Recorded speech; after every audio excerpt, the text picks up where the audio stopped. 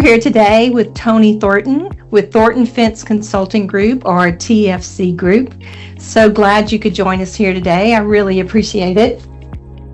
Well, thank you, Barbara. It's an exciting opportunity here. I love the Fence News team, that's for sure.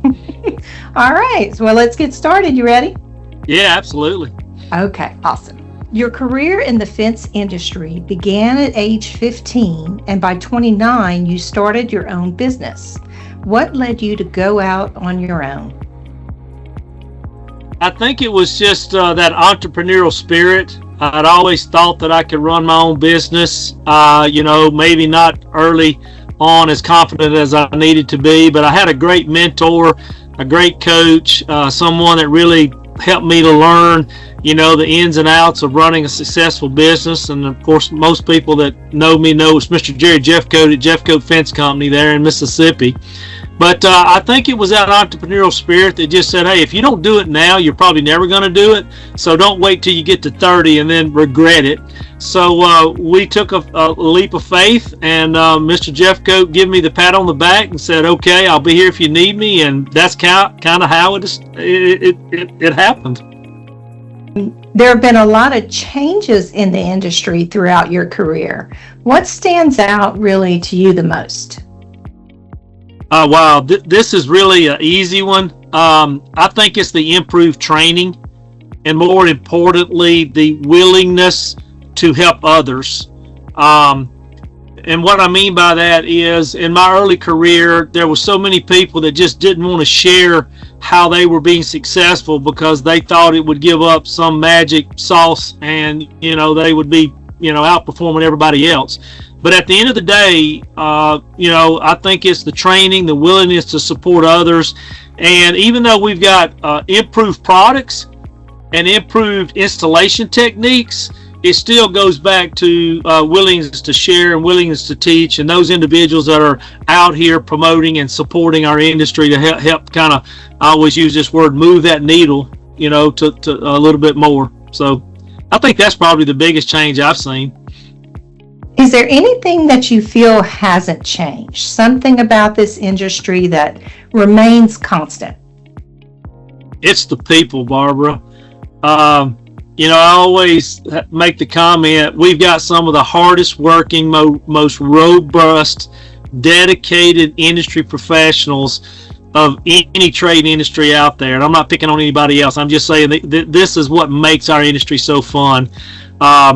Those individuals that just wake up every day trying to make a better life for themselves and try to make a better life for their teammates and teams, that members and employees and all. It's the people for me. That's what's kept me going all these years, is just knowing that there's somebody in need and trying to be supportive to them.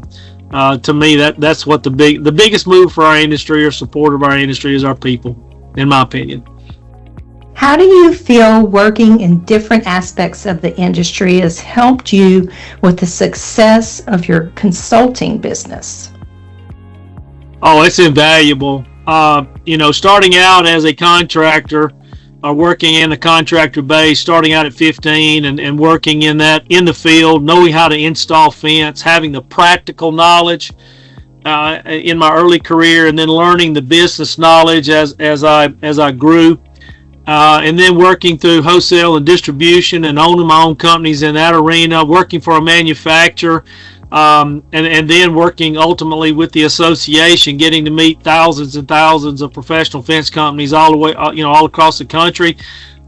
Just the vast array of my experience and my opportunities have been invaluable in helping others and understanding what they're going through when they ask the question, because I've got a little bit of experience in those areas. So I would say that it's been truly helpful, and I believe that through that experience it's helped others.